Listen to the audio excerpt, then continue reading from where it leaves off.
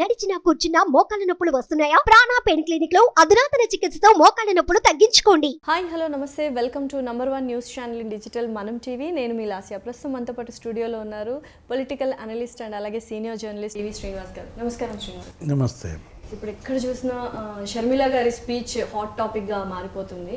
So ఇంతవరకు ఒక doubt ఉండింది, అసలు నిజంగానే ఎలా రియాక్ట్ అవుతారు, ఎలాంటి వ్యూహాలు పన్నుతారు, జగన్ గారి మీద నిజంగానే ఆపోజిట్గా నిలుచుకుంటున్నారా అంటే ప్రతి ఒక్కటి ప్రశ్నిస్తారా, షర్మిల గారు నోరు విప్పితే ఏమవుతుంది అనేది చాలా వరకు మనము చాలా సందర్భాల్లో మాట్లాడుకున్నాము. ఇప్పుడు ఆల్రెడీ ఏమంటారు ఆ టైం వచ్చేసింది, తను గలం విప్పింది జగనన్న గారి మీద అంటే అర్థమైపోయింది. సో అమ్మ మీద ఒట్టేసి చెప్పు, అమ్మనే సాక్ష్యము, అలాగే పిల్లల మీద ఒట్టేసి చెప్పుకున్నాము, నిజంగానే నాకు అన్యాయం చేసావా లేదా అన్న ధోరణిలో వెళ్తోంది అనమాట. కొంతమంది టీడీపీ వాళ్ళు చూస్తే ఇది ఫ్యామిలీ డ్రామాగా ఉంది, పొలిటికల్ ఎజెండాగా లేదు అని కొంతమంది అంటున్నారు. సో దీన్ని ఎలా చూడవచ్చు, అసలు షర్మిల గారి స్పీచ్ని, షర్మిల గారి కామెంట్స్ని ఎలా చూడొచ్చు అంటారు?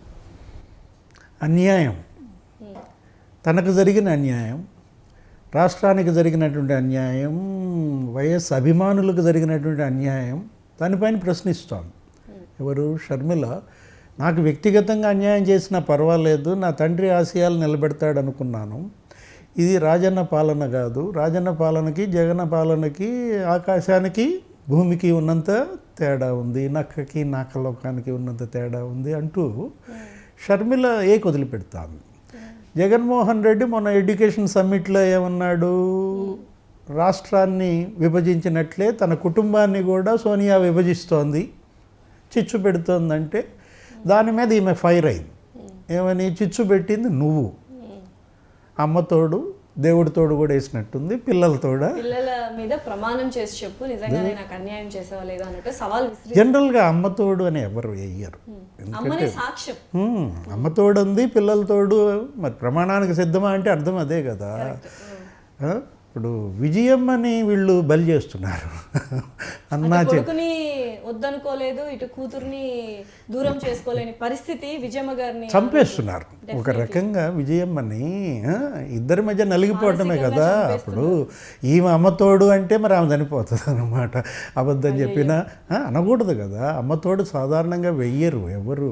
అలాంటిది మరి జరిగిన అన్యాయంలో తీవ్రత షర్మిలని అమ్మతోడేపిస్తోంది, పిల్లలతోడేపిస్తోంది, దేవుడితోడేపిస్తోంది.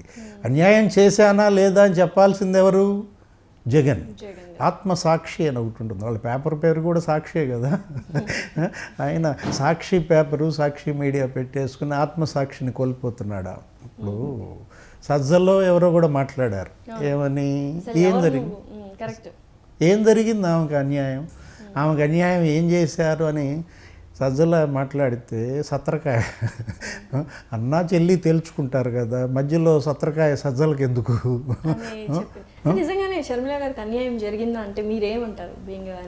నేను కాదు, ప్రజలు అంటున్నారు, పార్టీ అంటోంది, వైఎస్ అభిమానులు కూడా అంటారు కదా. ఇప్పుడు ఆ కుటుంబంకి వీళ్ళిద్దరూ రెండు కళ్ళు. జగన్ ఒక కన్ను అయితే షర్మిల ఒక కన్ను కదా. మరి ఒక కంటి నీరు వచ్చినా అది మరి తప్పే కదా, అది బాధే కదా. ఇప్పుడు ఇవాళ షర్మిల కన్ను ఏడుస్తాను. ఏంటి?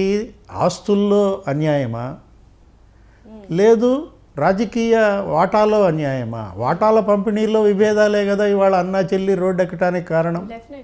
చిచ్చు పెట్టింది ఎవరు అనేది ఇక్కడ ప్రశ్న. ఏది చిచ్చు పెట్టింది? అన్నయ్య చిచ్చు పెట్టాడని చెల్లి అంటాను. కాదు, చెల్లి చిచ్చు పెట్టింది అంటలేదు అన్న. ఆ చిచ్చుని ఎవరి మీద? ఇంకోళ్ళ మీద, థర్డ్ పార్టీ మీద దోసేస్తున్నాడు, సోనియా మీద దోసేస్తున్నాడు. అంటే ఏంటి? కొంచెం జగన్మోహన్ రెడ్డిలో ఒక రకమైనటువంటి తప్పించుకుపోయే ధోరణి, లేదు జారిపోయే మనస్తత్వం. డైరెక్ట్ అటాక్ ఎవరి మీద కనపడు, ఎవరు చేస్తున్నారు? షర్మిల డైరెక్ట్ అటాక్ చేస్తోంది. జగన్మోహన్ రెడ్డి ఇండైరెక్ట్ అటాక్లోకి వెళ్తున్నాడు, థర్డ్ పార్టీ ద్వారా కొట్టాలని చూస్తున్నాడు.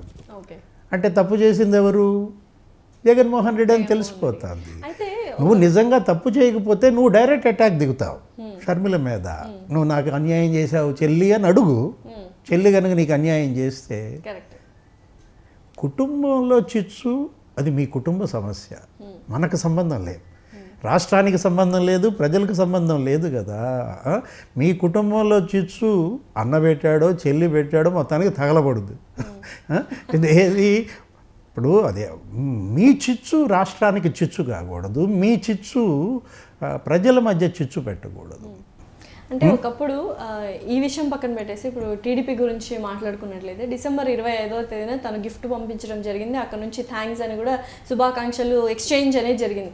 సో అప్పుడు అందరూ అనుకున్నారు సపోర్టివ్గా ఉంటుందేమో టీడీపీకి అని. బట్ ఇప్పుడు స్పీచెస్ అన్నిట్లో తను మాట్లాడిన ప్రతి మాటల్లో చూస్తే టీడీపీని కూడా ఏకి పారేస్తుంది. సో మొత్తానికి అన్ని పార్టీల మీద ఒక కైండ్ ఆఫ్ యుద్ధాన్నే ప్రకటించేసింది అని చెప్పొచ్చు.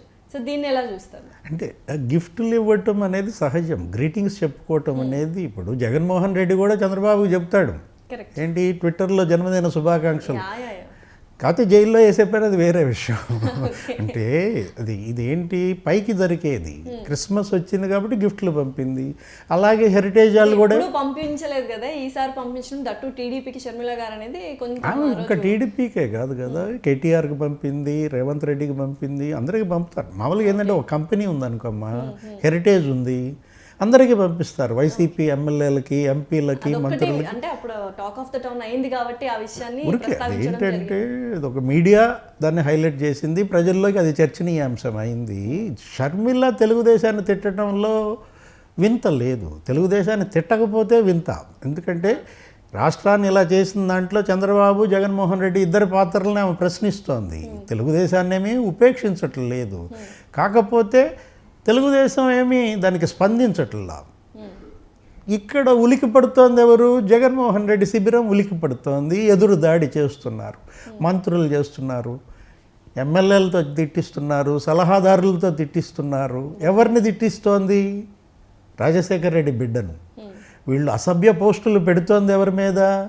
రాజశేఖర రెడ్డి బిడ్డ మీద పోడుతున్నారు. అది తప్పు కదా.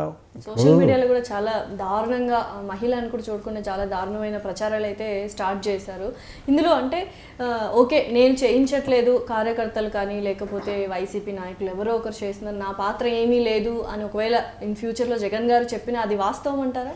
ఆయన కనుసైగలేందే ఇవన్నీ జరుగుతాయంటారా మీడియాలో? వీళ్ళు షర్మిలను అంత టార్గెట్ చేస్తే షర్మిల ఇమేజ్ అంత పెరుగుతుంది. సేమ్ కేసీఆర్ చేసిన తప్పే జగన్మోహన్ రెడ్డి శిబిరం కూడా చేస్తోంది. ఆమె తెలంగాణలో పాదయాత్ర ఆమె దారిని ఆమె చేసుకుంటా పోతే ఏం ఉండేది కాదు, తిడితే తిట్టుద్ది, ఏముంది, తిట్టిన దానికి మనం కూడా తిడతాము. అలాంటిది ఆమె క్యారవాన్ తగలబెట్టి లేకపోతే ఆమె వాహనాలు బద్దలు కొట్టి అవన్నీ వీలే క్రియేట్ చేశారు ఆ టైంలో, ఇమేజ్ పెంచారు. జగన్మోహన్ రెడ్డి కూడా ఇప్పుడు ఒక రకంగా వీళ్ళందరితో తిట్టించి, సజ్జలతో తిట్టించి ఏం చేస్తున్నాడు? షర్మిల ఇమేజ్ పెరుగుతోంది. షర్మిల ఇమేజ్ పెరిగితే డౌన్ అయ్యేది ఎవరి ఇమేజ్? అన్న ఇమేజే కదా. ఇప్పుడు నీ వాటా అటు మళ్ళుతుంది, నీ ఓట్లు అటు మళ్ళుతాయి, నీ ఆస్తి అటు పోద్ది. రాజకీయమే మీ ఆస్తి అయిపోయినప్పుడు నీ రాజకీయం ఇక తను ఆడుద్ది అనమాట. ఏం జరుగుతోంది? సజ్జల ఎందుకు అలా మాట్లాడుతున్నాడు? ఏం అన్యాయం జరిగిందమ్మా నీకంటాడు. అన్యాయం చేసినా అని అడుగు, ఎందుకు మీ చెల్లికి ఏం అన్యాయం చేశారండి అని మీ జగన్మోహన్ రెడ్డిని అడగగలవా? ఇప్పుడు కష్టపడ్డారు, నీలాంటి వాళ్ళు అందరూ కష్టపడ్డారు, మేమంతా కష్టపడ్డాం, కష్టపడిన వాళ్ళందరికీ పదవులు రావాలా అని అడుగుతున్నాడు. అంటే నీకు మాత్రం 5 లక్షల పోస్టు కావాలా? ప్రభుత్వ సలహాదారు పోస్టు. నీకు సలహాదారు పోస్ట్ ఇవ్వకపోతే మరి నువ్వు బాధపడేవాడివి కదా. నువ్వు ఈ టైంలో ఖండించేవాడు, ఇప్పుడు నువ్వు కూడా కాంగ్రెస్ పార్టీలోనే చేరేవాడు, చెప్పలేము కదా. బాధితులు వాళ్ళ బాధను వ్యక్తం చేస్తారు. నువ్వు బాధితుడు కాదు కాబట్టి పక్క బాధితుడి బాధ నీకు అర్థం కాదు. ఆనందంగా ఈ విషయంలో అంటే ఈ స్పీచ్లో ఇంకొక మాట కూడా అన్నాం, అసలు బీజేపీ అంటే బి అంటే బాబు గారు, జే అంటే జగనన్న గారు, పి అంటే పవన్ కళ్యాణ్. సో దీన్ని ఎట్లా చూడాలంటారు? నిజంగానే బీజేపీ అంటే ఏదైనా బీజేపీ లాంగ్ రన్లో ఆలోచిస్తుంది, వ్యూహానికి ప్రతి వ్యూహం అసలు ఎవరు ఊహించిన విధంగా చేస్తుంటుంది. సో అందుకే ఇప్పుడు కేంద్రంలో బీజేపీ అధికారంలో ఉంది 2 టర్మ్స్ నుంచి. సో దీని గురించి మీరు ఏమంటారు? ఇది కాంగ్రెస్ పార్టీ చేస్తున్న విమర్శ, వాళ్ళు కొత్తగా చేస్తున్న విమర్శ కాదు. గత ఏడాదిన్నరగా ఈ అబ్రివేషన్ కొత్తగా వదిలింది. షర్మిల కూడా దాన్ని తీసుకుంది. తులసిరెడ్డి గారు, రామకృష్ణ వీళ్ళందరూ కూడా అనేవాళ్ళు, కాంగ్రెస్ రామకృష్ణ యాదవ్, బి అంటే అది, జే అంటే ఇది, పి అంటే అది, బాగా కలిసింది వాళ్ళకు కూడా బీజేపీ అబ్రివేషన్. కాకపోతే అది ఇప్పుడు అంత శోభించదు. అది 2014లో అయితే ఈ ముగ్గురు మధ్య అలయన్స్ ఉంది కాబట్టి ఇంకా ఇప్పుడు ఆ అలయన్స్ కాలా. రేపొద్దున బీజేపీ ప్రచారానికి వస్తుంది, 175 పోటీ చేసి మళ్ళా మోడీ, నడ్డా, చంద్రబాబుని తిట్టారనుకోండి, అప్పుడు బీజేపీ అబ్రివేషన్ నిలవదు కదా. షర్మిల వేసే ప్రశ్నలకు సమాధానం చెప్పాలి ఎవరు? జగన్మోహన్ రెడ్డి. హోదా కోసం దీక్ష చేశావు, హోదా ఎందుకు తేలేదు అంది. చెప్పు పలానందుకు తేలేకపోయానని వివరణ ఇవ్వాలి. స్పందిస్తారా? ఎలక్షన్స్ ముందే స్పందించాలి డెఫినెట్లీ, ఎందుకంటే ఎలక్షన్స్ రాబోతున్నాయి, కీలక టైం కాబట్టి ఇది. స్పందిస్తారా? షర్మిల గారి క్వశ్చన్స్కి ఆన్సర్ ఇచ్చే అవకాశాలు ఉన్నాయంటారు? ఇవ్వాలి కదా. రాజ్దీప్ సర్దేశాయ్ క్వశ్చన్లకు ఆన్సర్ ఇచ్చినప్పుడు ఎడ్యుకేషన్ సమ్మిట్లో మరి నీ చెల్లి నీ ఇంట్లో నుంచి ప్రశ్నిస్తున్నప్పుడు నువ్వెందుకు చెప్పవు అంటే సర్దేశాయ్ అంటే అంత ఇష్టమా? ఆయన ఏదో నీ దగ్గర పెయిడ్ కాబట్టి 5 కోట్లకి సరిపోయే క్వశ్చన్లు ఆయన అడుగుతాడు కాబట్టి వానికి ఆన్సర్లు ఇస్తారు. దీనికి ఇవ్వరా? మీరేంటి జాబ్ క్యాలెండర్ ఎందుకు వేయలేదు? జనవరికి వచ్చుద్దన్నావు, 5 జనవరిలు అయిపోయాయి, ఎంతమంది ఉద్యోగాలు ఇచ్చావు అని అడిగింది. వాస్తవికత ఉందా లేదా ఆమె వేసే ప్రశ్నల్లో? కూడా చాలా ఘాటుగా తను రియాలిటీ ఉంది కదా. ఇప్పుడు సేమ్ ఇప్పుడు ఏమవుతుంది, మీరు చక్కగా ఇవ్వాల్సిన వివరణలు ఇవ్వండి. ఉక్కు ఫ్యాక్టరీ మీద మీ స్టాండ్ ఏంటో చెప్పండి, హోదా మీద మీ స్టాండ్ ఏంటో చెప్పండి, ఉద్యోగాల మీద చెప్పండి. ఆమె దెబ్బకి ఆమె నోరు మూంచండి అంతే తప్ప ఆమెను వ్యక్తిగతంగా ఆమె ఇంటి పేరు మార్చేసి ఆమె కులం పేరు మార్చేసి ఇలా అసభ్యంగా చేయటం అనేది అది తప్పనమాట. సేమ్ ఇదే ఎపిసోడ్ తెలంగాణలో ఆడింది. ఏది షర్మిల రేవంత్ని తిట్టింది, కేసీఆర్ని తిట్టింది, అందరినీ తిట్టి వదిలిపెట్టింది కదా. అసలు తిట్టడమే ఆమె పని అనుకుంటా. తీసుకెళ్ళి ఆమె పొద్దున్నే వేప చెట్టు కింద కూర్చోబెడితే ఒకసారి అందరినీ తిట్టేస్తుంది, ఒక పని అయిపోద్ది. సేమ్ ఎపిసోడ్ తెలంగాణలో ఆడిందే ఆంధ్రప్రదేశ్లో కూడా ఆడుతుంది. ఏంటి, జగన్ని తిడుతుంది, చంద్రబాబుని తిడుతుంది, వైసీపీ, తెలుగుదేశం, ఇంకా పవన్ వైపే చూసినట్టు లేదు. రేపో ఎల్లుండి అది కూడా బిగిన్ అవుతుంది. నెక్స్ట్ క్వశ్చన్ అదే, పవన్ కళ్యాణ్ గారు మాత్రము తను టచ్ చేయడం లేదు, ఏమన్నా రీజన్స్ ఏమైనా కారణాలు ఉన్నాయా అని? అంటే మొన్న పెళ్లికి వచ్చాడు, చక్కగా పిల్లల్ని ఆశీర్వదించాడు కదా, కొంచెం గ్యాప్ ఇచ్చిందంటారా? కొంచెం బంధం పర్వాలేదు. అంటే ఒకటి ఏమి వదలదు, ఎట్టి పరిస్థితుల్లో ఎవరిని కూడా వదిలే వ్యక్తి కాదు. షర్మిల గారనే కాదు, ఎవరు వదలట్లేదు ఒక రకంగా చెప్పాలంటే. కేవలం బాబు గారు, పవన్ కళ్యాణ్ గారు అంటే అప్పట్లో వాళ్ళు కూడా తిట్టుకున్నారు. ఒకప్పట్లో పవన్ కళ్యాణ్ గారు కూడా గట్టిగా స్పందించారు, ఈయన కూడా గట్టిగా ఆలోచించారు. బట్ చివరికి నిజంగానే మీరు అన్నట్టు షర్మిల గారు సంధించిన ప్రశ్నలన్నింటికీ జగన్ గారు సమాధానం చెప్తారో లేదో వేచి చూడాలి. Thank you so much. నమస్తే.